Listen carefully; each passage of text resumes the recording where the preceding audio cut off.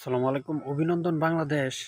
অভিনন্দন জানাতে চাই মাহাদি হাসানকে, কারণ তার দুর্দান্ত অলরাউন্ডিং পারফরমেন্সের উপর ভিত্তি করে আসলে বাংলাদেশ ম্যাচটি জিততে পেরেছে।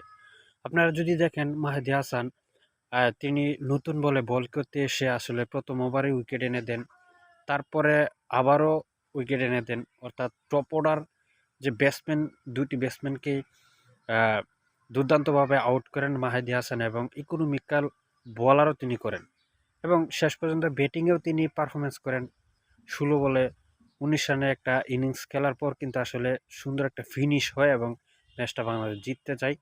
তাই তাকে অভিনন্দন, এবং সাথে লিটন কুমার দাসকেও তার ধৈর্যশীল ব্যাটিংয়ের কারণে আসলে বাংলাদেশ ম্যাচটি জিততে পেরেছে। সেই সাথে মাহেদী হাসান, লিটন কুমার দাস সহ পুরো বাংলাদেশ টিমকে অভিনন্দন জানাতে চায় নিউজিল্যান্ডের সাথে প্রথমবারের মতো টি-20 এই ম্যাচটি জেতার কারণে। আসসালামু আলাইকুম।